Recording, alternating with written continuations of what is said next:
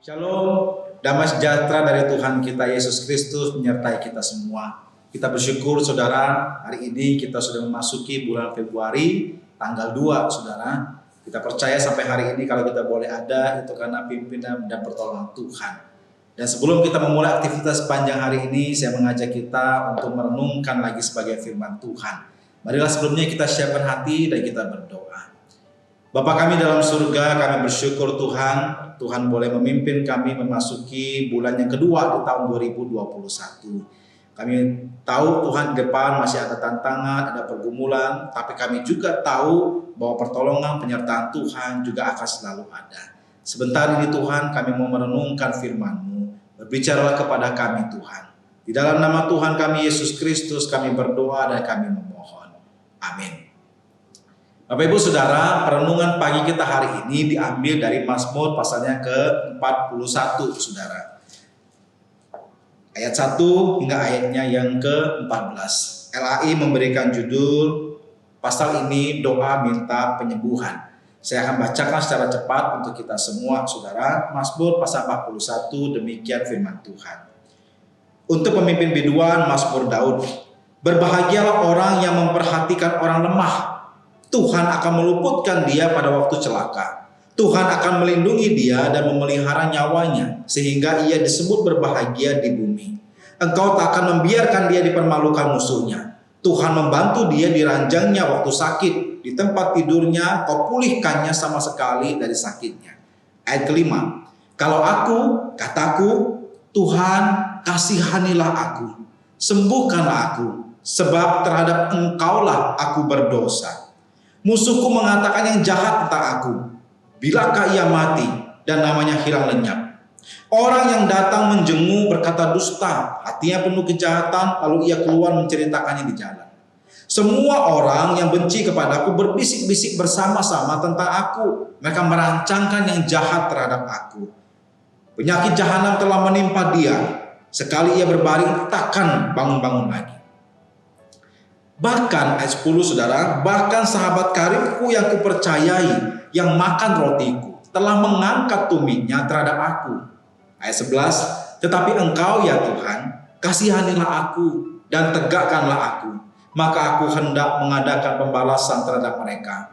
Dengan demikian aku tahu bahwa engkau berkenan kepadaku. Apabila musuhku tidak bersorak-sorak karena aku. Tetapi Engkau menopang aku karena ketulusanku. Engkau membuat aku tegak di hadapanmu untuk selama-lamanya. Ayat 14, terpujilah Tuhan Allah Israel dari selama-lamanya sampai selama-lamanya. Amin. Ya, amin. Demikian firman Tuhan, saudara. Bapak Ibu Saudara, renungan pada hari ini saya beri judul Tuhan kasihanilah aku. Saudara, renungan hari ini diambil dari Mazmur 41. Namun kalau sudah perhatikan pasal-pasal sebelumnya, yaitu Mazmur 38, 39, 40, dan Mazmur 41, saudara ini muncul dari situasi yang sama. Tema-tema yang mewarnai 4 pasal Mazmur ini adalah permohonan ampun kepada Tuhan. Permohonan dilepaskan dari sesuatu yang buruk, dan pujian akan kebaikan-kebaikan Tuhan.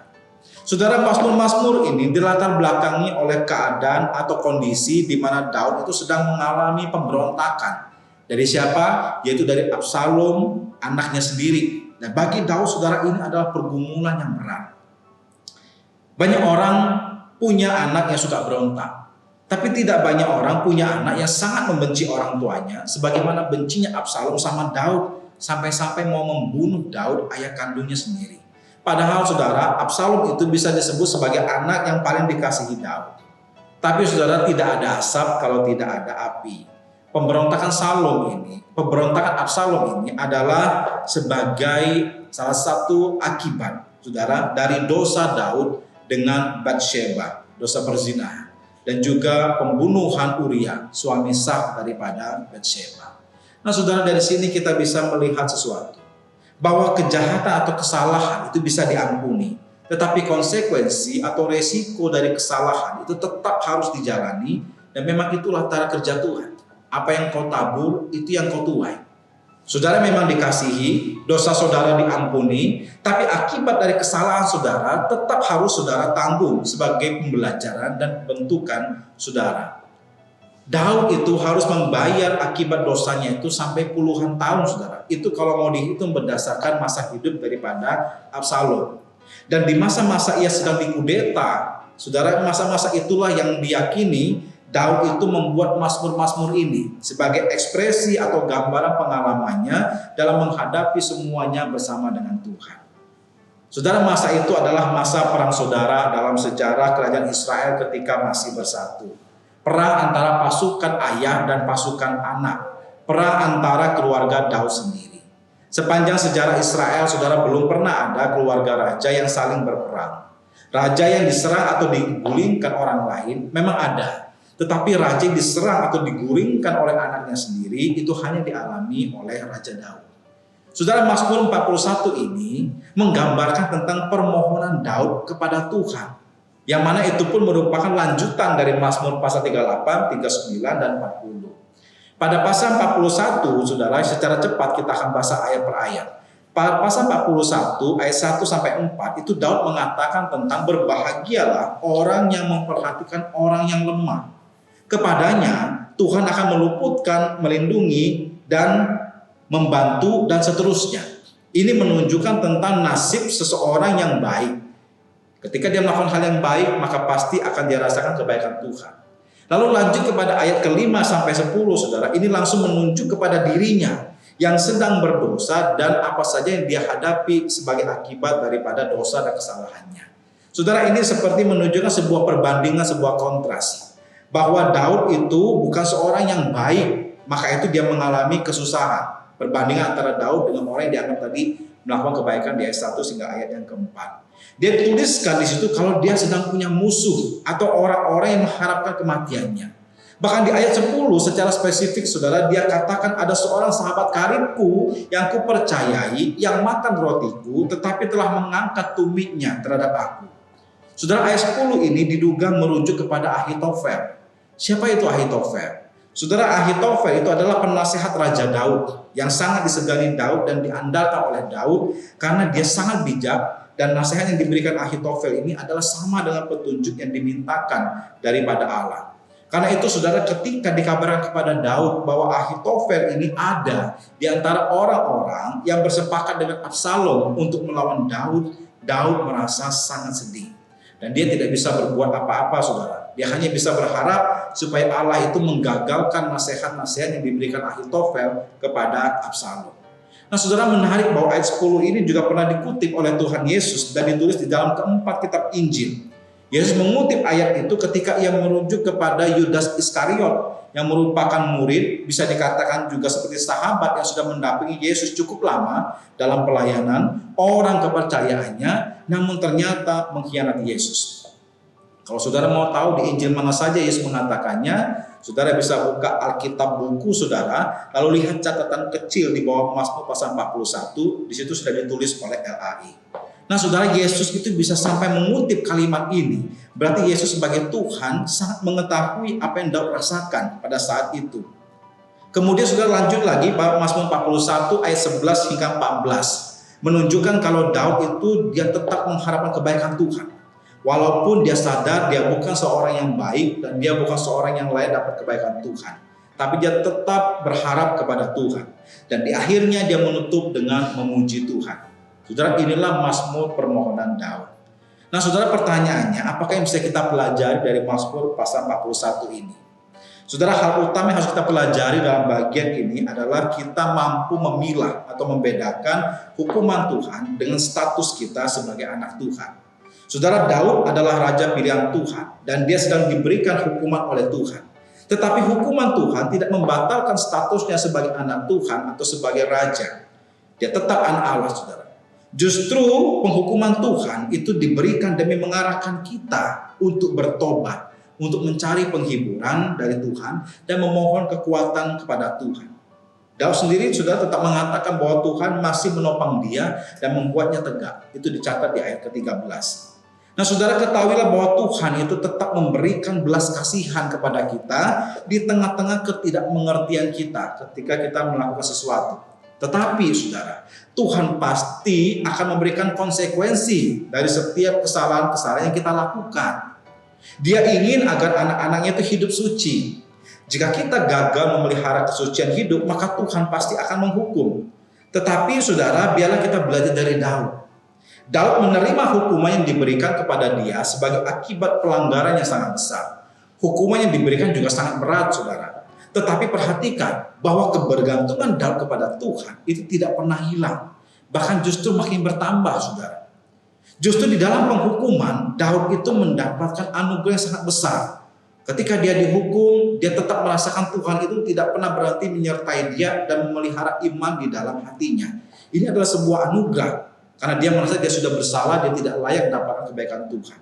Nah saudara, jika kita dihukum karena dosa-dosa kita, apakah masa-masa ketika kita sedang menanggung akibat dari kesalahan kita sendiri itu adalah masa yang kering?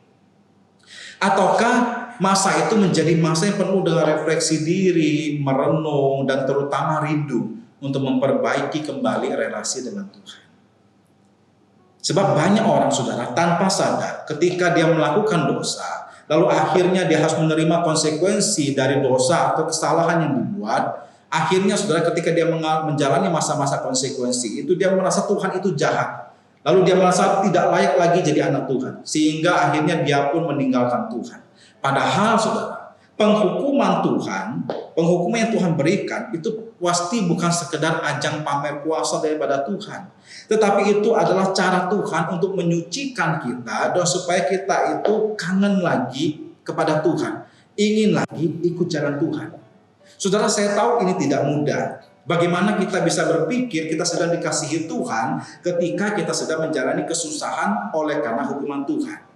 Tetapi kabar baiknya adalah sudah ada yang bisa melaluinya, yaitu Daud. Dan akhirnya dia mendapat gelar orang yang berkenan di hati Tuhan. Saudara, ketika kita harus menanggung konsekuensi akan kesalahan kita, ingatlah hal ini, bahwa kita dihukum sebagai akibat dari kesalahan-kesalahan kita. Kita tidak sedang mengalami perlakuan tidak adil daripada Tuhan. Bukan. Seorang tahanan tidak bisa mengeluh di dalam tahanan lalu memutuskan untuk keluar sesukanya. Dia harus tetap di tahanan sampai masa tahanannya berakhir. Demikian juga orang-orang Kristen tidak boleh mengeluh terhadap konsekuensi atas kesalahan-kesalahan mereka. Biarlah masa-masa kita menerima hajaran daripada Tuhan, itu adalah masa-masa di mana kita merasakan kelimpahan daripada Tuhan itu tetap berjalan, saudara. Kelimpahan itu berjalan bersama dengan Tuhan yang penuh dengan anugerah. Nah, saudara, belajarlah dari Mazmur-Mazmur pergumulan Daud yang indah ini. Dia menjalani hukuman dari Tuhan, tetapi tetap bergaul intim dengan Tuhan. Di Mazmur pasal 38, saudara, ada kalimat Daud berkata, "Jangan tinggalkan aku ya Tuhan." Di Mazmur pasal 39 Daud berkata, "Dengarkanlah doaku ya Tuhan." Di Mazmur pasal 40 Daud berkata, "Segeralah menolong aku." Dan di Mazmur pasal 41 Daud berkata, "Tuhan, kasihanilah aku." Dia sedang dihukum Tuhan, tetapi dia justru makin ingin mendekat kepada Tuhan. Nah saudara, saya coba ilustrasikan hal ini secara sederhana demikian supaya kita semakin mengerti. Ada seorang anak yang sangat dekat sama orang tuanya. Kalau dia sedang dihukum oleh orang tuanya, saudara, dia itu akan sangat sedih. Dia sedih bukan karena hukumannya, tetapi karena kehangatan, kemesraannya dan orang tuanya itu terganggu atau terhenti sejenak. Dan dia ingin hukuman itu segera berlalu supaya dia bisa damai kembali dan bermain lagi, bersuka cita lagi dengan orang tuanya. Bisa jadi ketika dia sedang menjalani hukuman dari orang tuanya, dia itu akan melakukan sesuatu yang membuat hati orang tuanya itu luluh. Misalnya dia pasang muka memelas kepada orang tuanya, atau dia panggil-panggil terus orang tuanya walaupun dia tahu bakal dicuekin. Nah saudara, orang tua yang baik tetap akan jalankan disiplin karena dia tahu itu demi kebaikan anaknya. Tetapi sudah di dalam hatinya sendiri dia tidak tahan ketika melihat anaknya itu sedang dihukum atau didisiplin. Apalagi ketika anaknya itu merayu-rayu ketika dia masih menjalani masa-masa disiplin. Hatinya tuh ingin segera memeluk anaknya, tapi ia menunggu sampai pendisiplinan itu selesai. Dan betul saudara, ketika masa disiplin itu sudah selesai, orang tua yang baik ini dia akan segera memeluk anaknya. Dan pada saat itu saudara, rasa sayangnya itu akan makin bertambah besar daripada sebelumnya. Dan saudara, inilah yang Tuhan mau daripada kita anak-anaknya.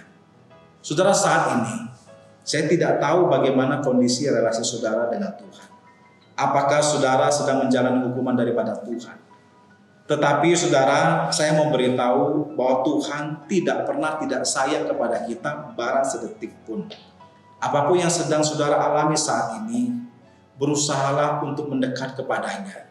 Karena kasih-Nya itu selalu siap menyambut kita.